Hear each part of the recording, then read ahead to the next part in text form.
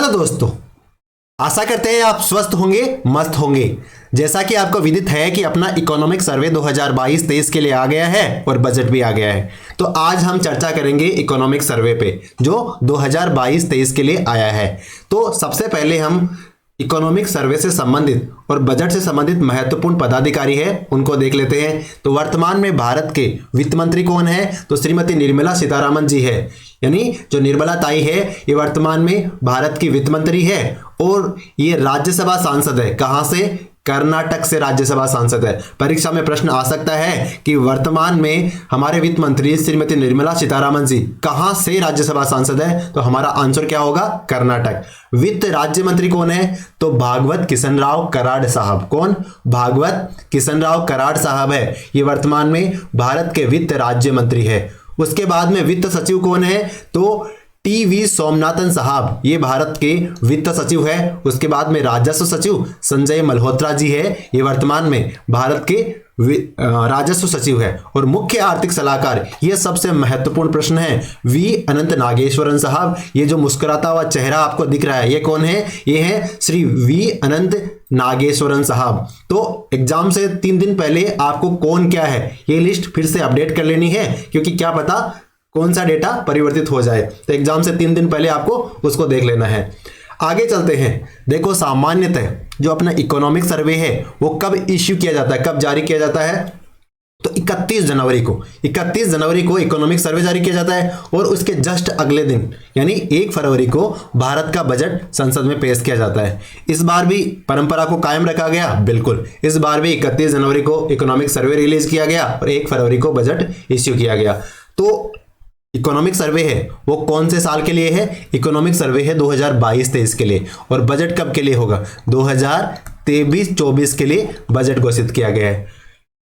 जो economic survey है वो किसकी देखरेख में तैयार हुआ है? तो जो इकोनॉमिक सर्वे है, आर्थिक सर्वेक्षण है, वो भारत के मुख्य आर्थिक सलाहकार वी अनंत नागेश्वरन साहब की देखरेख में तैयार किया गया है। तो इस प्रश्न को भूलना नहीं है। मुख्य आर्थिक सलाहकार कौन है? वी अनंत नागेश्वरन जी मुख्य आर्थिक सलाहकार है और इनकी देखरेख में इकोनॉमिक सर्वे को रिलीज किया गया है। अच्छा, ठीक है कि इकोनॉमिक सर्वे है वो वित्त मंत्रालय के तहत तैयार किया जाता है, लेकिन इसको कौन सा डिपार्टमेंट तैयार करता है, कौन सा विभाग तैयार करता है? तो वित्त मंत्रालय के तहत एक डिपार्टमेंट आता है, विभाग आता है, डिपार्टमेंट ऑफ इकोनॉमिक अफेयर। इसके द्वारा इसे तैयार किया जाता है। बाद में जब डेटा तैयार हो जाता है तो इसका अनुमोदन हमारे वित्त मंत्री द्वारा किया जाता है। इसके बाद में इसे संसद के पटल पर रखा जाता है और जनता के पटल पर रखा जाता है। आगे चलते हैं।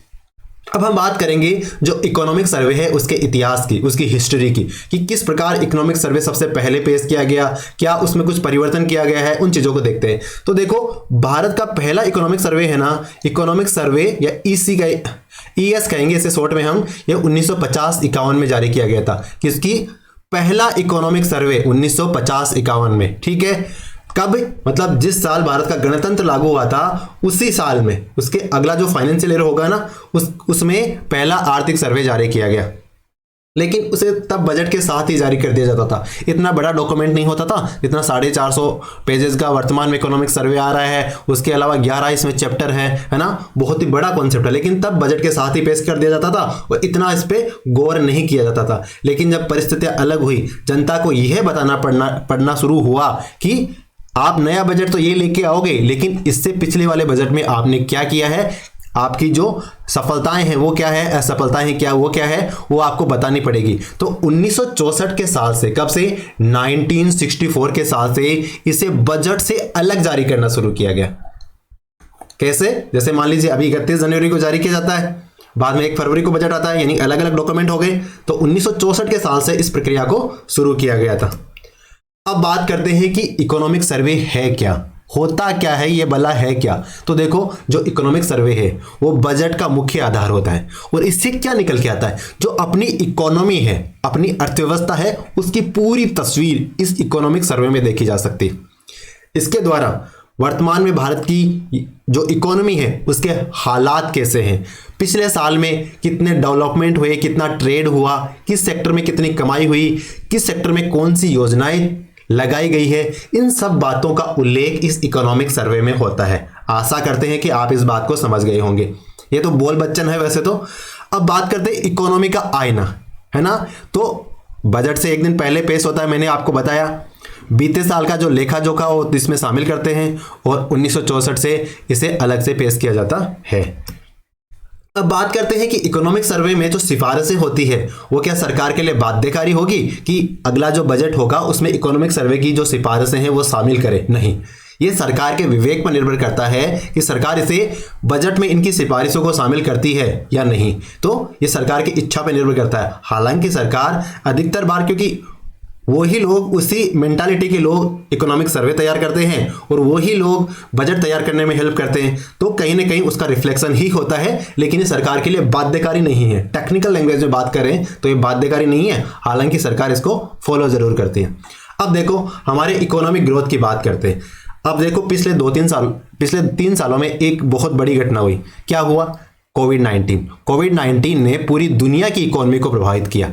भारत की इकोनॉमी भी इससे प्रभावित हुई। कैसे प्रभावित हुई वो देखते हैं। अब आपके सामने हमारी जो ग्रोथ रेट है वो है 2020 में, देखो ग्रोथ रेट काफी अच्छी थी, है ना। उसके बाद में 2021 में ये डाउन होगी, दिख रहा है आपको। 2022 में इसने वापस पिक करा। अब देखो वी से रिकवरी दिख रही है आपको। अगर कोई भी अर्थव्यवस्था वो डिप करती है, डिप करके वो वापस खड़ी हो जाती है ना, वी शेप रिकवरी हो जाता है, तो उसको सबसे अच्छा माना जाता है। तो भारतीय इकोनॉमी ने वी शेप रिकवरी करी थी। अच्छा, ये रिकवरी तो हमने पिछले साल यानी फाइनेंशियल ईयर 2022 में देख ली। लेकिन क्या इस टेम्पो को सरकार इस साल भी मेंटेन करने में सफल रही? तो बिल्कुल, देखो इस साल भी सरकार इस ग्रोथ की रिकवरी को मेंटेन करने में सफल रही है। जो 2020 का स्तर था उससे बेहतर जो ग्रोथ है वो हमने दिखाई। तो इस प्रकार कह सकते हैं कि भारत की इकोनॉमी पॉजिटिव हो रही है। हालांकि एक नेगेटिव फैक्टर इस बार भी था। कौन सा? रशिया यूक्रेन वॉर से महंगाई है ना, वो पूरी दुनिया में परेशान किया है महंगाई ने। तो भारत को भी प्रभावित किया है, लेकिन भारत को उतना ज्यादा प्रभावित नहीं कर पाया है जितना दुनिया लेवल पे किया है। आगे चलते हैं। अब एक बात बताना चाहता हूं कि जो भी बच्चे सेंट्रल बैंक ऑफ इंडिया के लिए स्केल 3 और स्केल 4 की तैयारी कर रहे हैं, तो उनके लिए Mulan academy 30 days 30 test series लेके आई है, जिसमें आपको टेस्ट मिलेंगे प्रॉपर, साथ ही साथ इसके वीडियो लेक्चर भी मिलेंगे जिसमें एक्सप्लेनेशन दी जाएगी। यानी जो कॉन्सेप्ट की बात उस पर्टिकुलर प्रश्न में होगी, उस कॉन्सेप्ट को वहां पे आपको समझाने का प्रयास किया जाएगा। कब से शुरू हो रही है सीरीज? तो ये 7 फरवरी से शुरू करने का प्रयास करेंगे, क्योंकि बहुत ही कम समय है। लेकिन हमें भी थोड़ा सा टेक्निकली टाइम चाहिए, क्योंकि इस प्रोसेस को इंप्लीमेंट बनाने के लिए हमें थोड़ी टीम मेहनत भी कर रही है। तो उम्मीद करते हैं 7 फरवरी से ये शुरू कर देंगे आपके लिए। और जो टेस्ट होंगे उनकी विशेषता क्या है? पूरे सिलेबस को कवर करते हुए परीक्षा के अनुरूप ये टेस्ट बनाए गए हैं। अच्छा, ये टेस्ट पर्याप्त होंगे क्या आपकी सफलता के लिए? नहीं। तो इसके लिए देखो सफलता सीरीज में शामिल किया गया कुछ बूस्टर्स में क्या है? 1000 कंप्यूटर के वन लाइनर दिए जाएंगे, पीडीएफ फॉर्म में तो दिए जाएंगे आपको, साथ ही साथ उनके वीडियो डिस्क्रिप्शन भी दिया जाएगा। उसके अलावा सबसे ज्यादा वेटेज है बैंकिंग का, तो बैंकिंग के 2000 वन लाइनर होंगे, साथ में इकोनॉमिक और फाइनेंशियल न्यूज भी समाहित करी जाएगी 5 महीने की। तो ये जिसमें जो हम इकोनॉमिक सर्वे और बजट के डेटा को भी इसमें शामिल करेंगे। तो हम इकोनॉमिक सर्वे तो आज वैसे भी पढ़ रहे हैं, तो उम्मीद है जो मैं बोल रहा हूं वो आपको समझ में आ रहा है। और धीरे धीरे, क्योंकि इकोनॉमिक सर्वे बहुत बड़ा है और हमारे लिए उपयोगी जो भी चैप्टर्स होंगे उन सभी को डिटेल से हम पढ़ने की कोशिश करेंगे। आगे चलते हैं। अब देखो भारतीय इकोनॉमी को स्नैपशॉट के माध्यम से देखते हैं। हम क्या करेंगे, जो अपना इकोनॉमिक सर्वे है इसे पिक्चर्स के माध्यम से देखने का प्रयास करेंगे। तो सबसे पहले तो देखो हम बात करेंगे फिस्कल डेफिसिट की। किसकी बात करेंगे? फिस्कल डेफिसिट कितना रहा इस बार? तो 2022-23 में जो फिस्कल डेफिसिट का अनुमान है, क्योंकि पूर्वानुमान कह सकते हैं कि अभी मार्च का महीना तो आया नहीं है, 2 महीने रह गए हैं, तो उस हिसाब से अनुमान लगाते हैं कि जो फिस्कल डेफिसिट है ना वो 6.4 रहेगा। कितना? 6.4। पिछली बार कितना था? 6.7। और इससे पिछली बार 9.2, क्योंकि कोरोना का काल था इस कारण। अब हम देखो 19-20 में जब कोरोना का प्रभाव नहीं था तब फिस्कल डेफिसिट 4.7 था, है ना। अब कोरोना काल में तो सरकार को बहुत सारे ऐसे कार्य करने पड़े थे, तो फिस्कल डेफिसिट संभव है बढ़ेगा लेकिन उसके बाद हम अच्छी तरक्की कर रहे हैं और पिछले साल के मुकाबले भी इस बार फिस्कल डेफिसिट कम हुआ है। और कितना स्टैंड कर रहा है? तो 6.4। तो आपको माइंड में स्ट्राइक करना है, याद रखना है, जो फिस्कल डेफिसिट है वो कितना है? फिस्कल डेफिसिट है इस बार का 6.4। और 2021-22 के डेटा के अनुसार कितना था? तो ये 6.7 था। पिछली बार 6.7, इस बार की इकोनॉमिक सर्वे में जो फिस्कल डेफिसिट है वो 6.4 है। ठीक है। अब हम बात करेंगे महंगाई की। महंगाई भी देखो लगातार बढ़ रही है। इसका कारण मैंने आपको बताया कि रशिया और यूक्रेन के बीच में युद्ध हो रहा है। इसके कारण पूरी दुनिया है ना वो महंगाई से प्रभावित है। क्यों? क्योंकि रशिया और यूक्रेन है वो एक तो किसकी पेटी है, वो गेहूं की पेटी है, तो खाद्यान्न के दाम बढ़ने स्वाभाविक है। उसके बाद में रशिया और यूक्रेन पेट्रोलियम भी उत्पादित करते हैं, तो पूरी दुनिया पेट्रोलियम से भी मतलब महंगाई बढ़ेगी ना क्योंकि बाकी देश पेट्रोलियम वाले देश होंगे वो रेट बढ़ा देंगे। अब बात हो गई, तो अब इन चीजों का प्रभाव बाकी चीजों पे पड़ने लगता है, तो महंगाई बढ़ी। अब महंगाई बढ़ी, कितनी बढ़ी, किस तरह से, कितने देखते हैं। तो 2021-22 में जहां महंगाई जो परसेंटेज है वो 13% हो गया था, ठीक है, और अब इस बार 11.5% रहा। कितना? WPI की बात कर रहे हैं, तो इस बार जो महंगाई WPI की महंगाई है ना, होलसेल प्राइस इंडेक्स में महंगाई है वो 11.5% रही, वहीं CPI की महंगाई 6.8% रही। ठीक है, WPI की महंगाई हम बात कर रहे हैं अप्रैल से दिसंबर 2022 के डेटा की, और 2022-23 में WPI 11.5% रही, वहीं CPI अप्रैल से दिसंबर 2022 तक के डेटा में 6.8% रही। डेटा आपको माइंड में रिटेन करना है। एक बात इसको देखो कैसे क्लियर करोगे, ये बताओ WPI ज्यादा है कि CPI ज्यादा है? तो हमारे डेटा में स्पष्ट है कि जो WPI है वो ज्यादा है, कितनी है? 11.5 है, और CPI है वो 22-23 के लिए 6.8 है। उम्मीद है क्लियर हो गया होगा। अब हम बात करेंगे फॉरेन एक्सचेंज रिजर्व की। फॉरेन एक्सचेंज रिजर्व, भारत की फॉरेन एक्सचेंज रिजर्व बहुत अच्छी कंडीशन में है। एक समय था 1991-1992 में, उस समय मतलब भारत के पास फॉरेन एक्सचेंज रिजर्व की इतनी कमी हो गई थी कि हमें दुनिया के सामने झुकना पड़ा था, IMF के सामने झुकना पड़ा था। और उसके बाद में इन 30 सालों में हमने इतना शानदार काम किया है कि हमारा जो फॉरेन एक्सचेंज रिजर्व है 2021-22 के एंड में $607 बिलियन हो गया था। कितना हो गया था? $607 बिलियन। लेकिन 2022-23 में कम हुआ है थोड़ा, कितना हो गया है? $563 बिलियन। हम बात कर रहे हैं दिसंबर तक के डेटा की। कब तक के डेटा की बात कर रहे हैं? तो एग्जाम में इकोनॉमिक सर्वे से डेटा पूछेंगे। एग्जाम में डेटा कहां से आएगा? इकोनॉमिक सर्वे से डेटा आएगा। तो आपको इकोनॉमिक सर्वे वाला डेटा याद रखना है, क्योंकि जो बाकी डे टू डे चेंजेस हो रहे हैं वो तो हो रहे हैं, आपको इसी का डेटा है ना वो रिटेन करना है। तो इस बार का जो हमारा फॉरेन एक्सचेंज रिजर्व है वो कितना है? वो है $563 बिलियन। याद रह जाएगा, $563 बिलियन है। पिछले साल कितना था? $607 बिलियन था। पिछले साल के मुकाबले कमी हुई है, बिल्कुल कमी हुई है। अब हम बात करेंगे जीडीपी ग्रोथ की। जीडीपी, ग्रॉस डोमेस्टिक प्रोडक्ट, इस कितनी ग्रोथ हुई, क्या ग्रोथ हुई है? तो जीडीपी के कौन कौन से सेक्टर है? तो आपको पता है, एग्रीकल्चर हो गया, इंडस्ट्री हो गया और सर्विस। जीडीपी के 3 सेक्टर्स होते हैं। अब हम ओवरऑल इकोनॉमी की बात करेंगे, ओवरऑल जीडीपी की बात करेंगे, बाद में इन सेक्टर्स की बात करेंगे।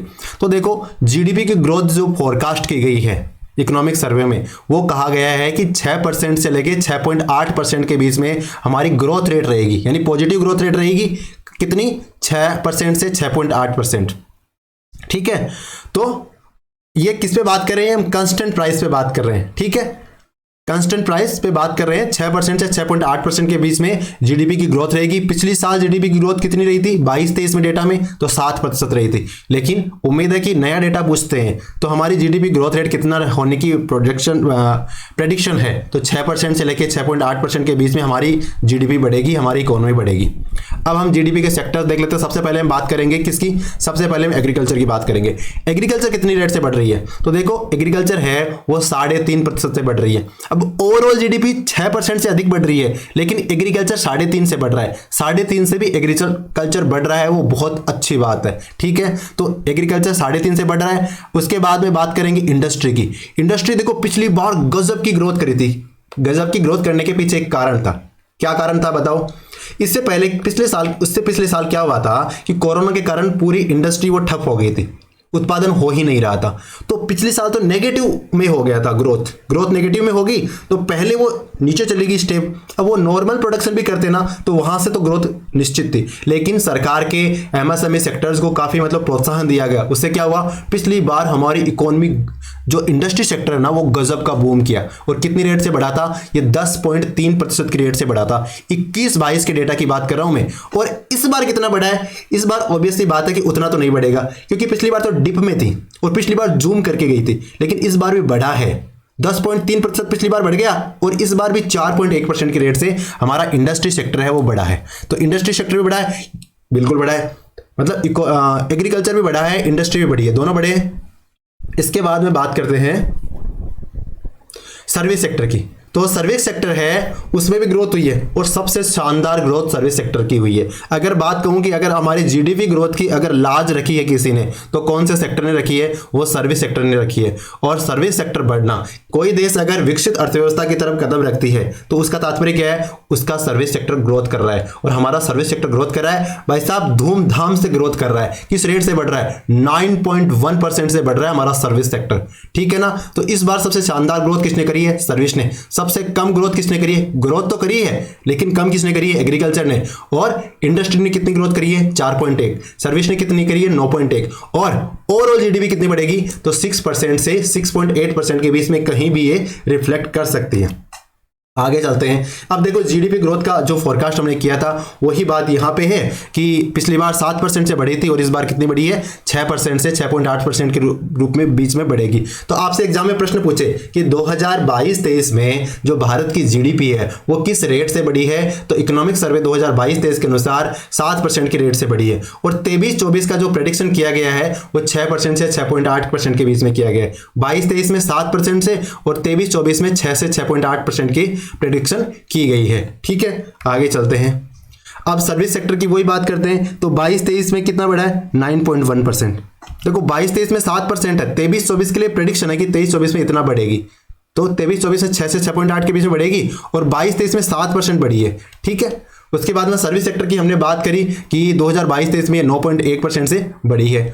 उसके बाद में अब हमने अपने जो सरकारी डेटा है ये तो भारत सरकार जारी करती है और अपने इकोनॉमिक सर्वे में जारी किया गया है, ये तो अलग बात होगी। भारत सरकार कोई भी आंकड़ा बता सकती है अपने आप को पॉजिटिव दिखाने के लिए, लेकिन जो विश्व की जो संस्थाएं हैं वो तो झूठ नहीं बोलेगी। वो भी कह रहे हैं कि भारत की जीडीपी बढ़ रही है और कितनी बढ़ रही है, अलग अलग संस्थाएं अलग अलग अनुमान बता रही है।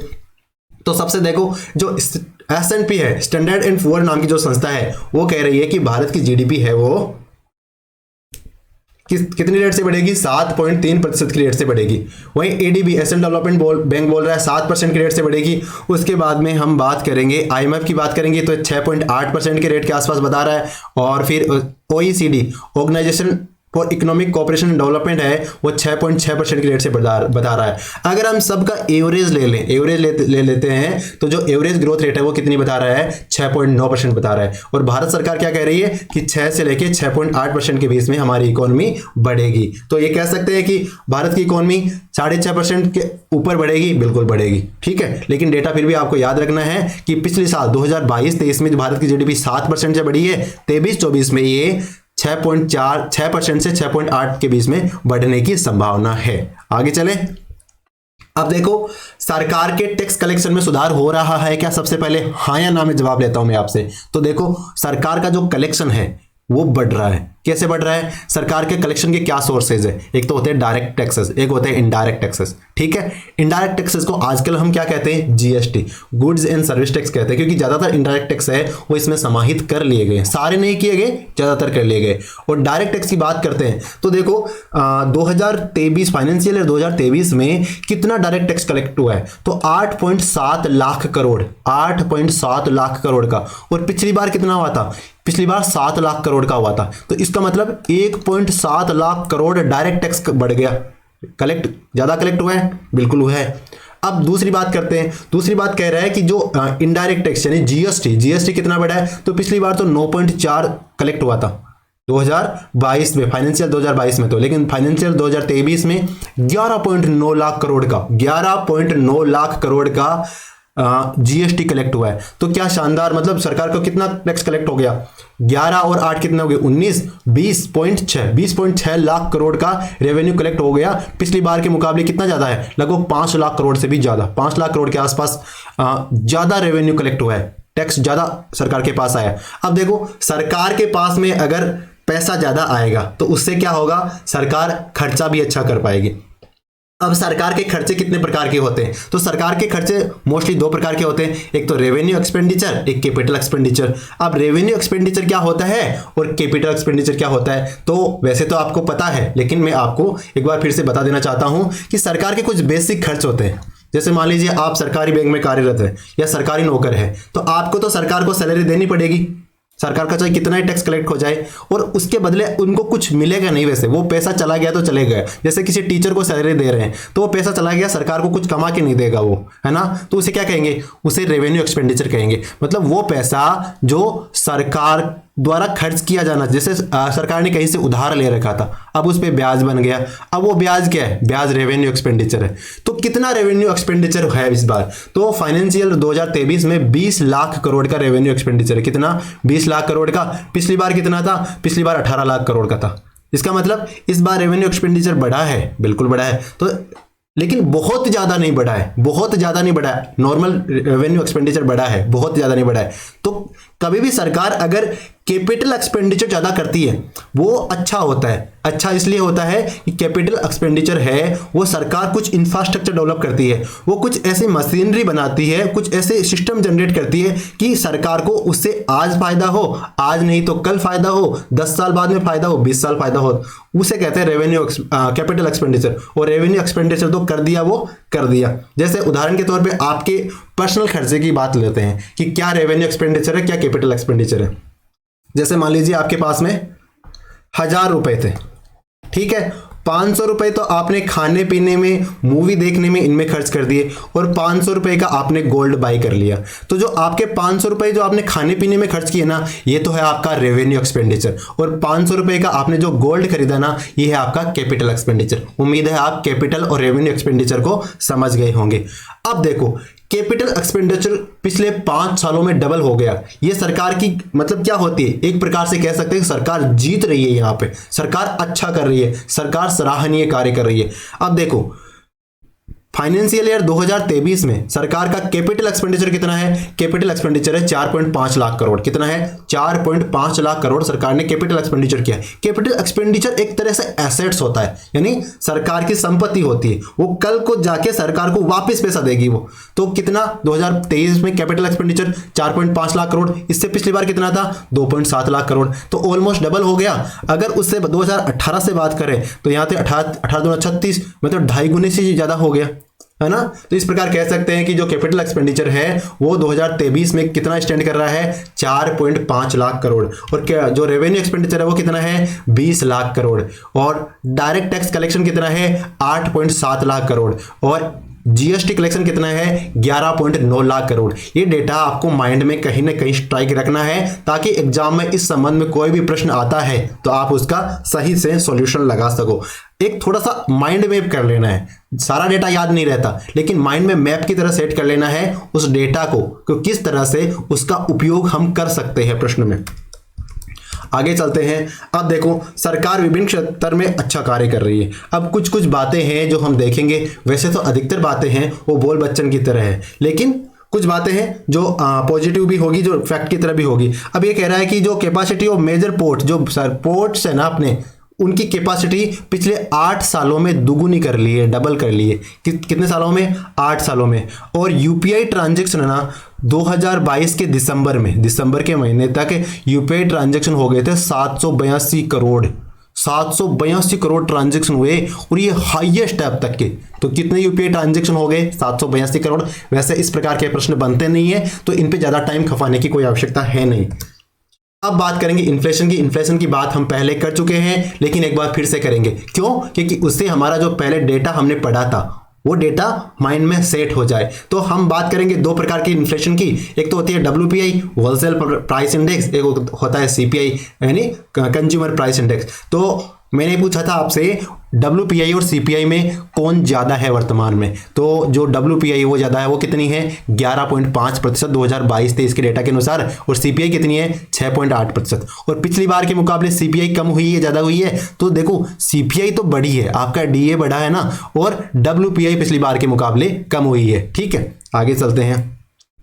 उसके बाद में ये आपको बताया कि जो अपनी ग्रोथ फोरकास्ट कितनी रखी गई 23-24 के लिए, तो ये फाइनेंशियल 2024 के लिए 6 से 6.8% के बीच में ग्रोथ फोरकास्ट रखी गई है। आगे चलते हैं। और आरबीआई ने देखो रेपो रेट में लगातार पॉजिटिव करी है, अब बढ़ाई है, रेपो रेट बढ़ाई ना लगातार आरबीआई ने। रेपो रेट क्यों बढ़ाई सरकार ने, देखो हमारी महंगाई दिनों दिन बढ़ रही थी, और महंगाई बढ़ती है तो क्या करती है सरकार लोन लेना महंगा कर देती है। उससे क्या होता है कि लोगों के पास पैसा कम रहता है, तो फिर वो खर्च कम करते हैं, और खर्च कम करेंगे तो क्या होगा, उससे महंगाई, मतलब किसी चीज की डिमांड कम हो जाएगी, डिमांड कम हो जाएगी तो उसके प्राइसेस गिरेंगे, ड्रॉप हो जाएंगे।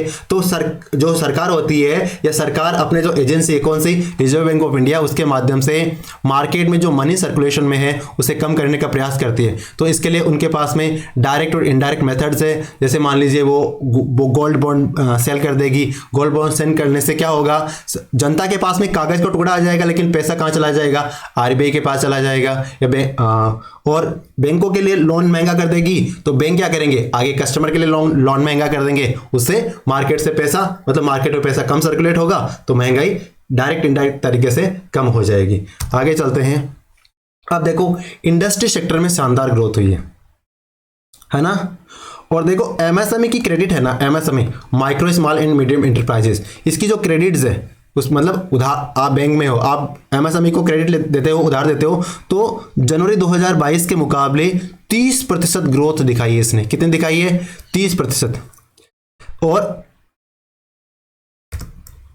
अब फिस्कल डेफिसिट की हमने वैसे भी बात करी, फिस्कल डेफिसिट कितना है, तो फिस्कल डेफिसिट है 2021-22 में 6.7% था, और 2022-23 में 6.4% रहा है। यानी फिस्कल डेफिसिट भी थोड़ा पिछली बार के मुकाबले फिस्कल डेफिसिट है, लेकिन कम हुआ है। फॉरेन एक्सचेंज रिजर्व की बात करी हमने, तो 2022-23 में दिसंबर के महीने तक, दिसंबर 22 तक 563 billion dollar, 563 billion dollar US dollar कह रहे हैं ना, उतना फॉरेन एक्सचेंज रिजर्व था भारत के पास में। इससे पिछले 12 महीने के पहले ये 607 बिलियन यूएस डॉलर था। हालांकि जो फॉरेन एक्सचेंज रिजर्व है वो थोड़ा कम हुआ है, लेकिन उससे ज़्यादा कोई फर्क नहीं पड़ता। अब एक इंटरेस्टिंग बात बताता हूं, भारत है ना दुनिया का 7वां सबसे बड़ा, कितना, 7वां सबसे बड़ा सर्विस एक्सपोर्टर है। दुनिया का 7वां सबसे बड़ा सर्विस एक्सपोर्टर कौन सा है, वो अपना प्यारा देश भारत है। इसके अलावा दुनिया में अगर बाहर से पैसा इंडिया में मंगाना हो, यानी अपने देश में पैसा भेजने वाले हो, तो उस कंडीशन में टॉप पे कौन सा देश है, तो अपना प्यारा भारत है। वो रेमिटेंस के मुकाबले में पूरी दुनिया में टॉप कर रहा है। बाकी उम्मीद है आपको हमारी ये सीरीज पसंद आ रही है, तो चैनल को सब्सक्राइब कर लो, और हमारी जो सेंट्रल बैंक ऑफ इंडिया की स्केल 3 और स्केल 4 की वैकेंसी है, उसके लिए 30 डेज 30 टेस्ट सीरीज है, उसे जरूर ज्वाइन कर लेना। नॉमिनल सी फीस होगी, और यकीन मानिए ये आपका जीवन परिवर्तन करने वाली होगी। Thank you.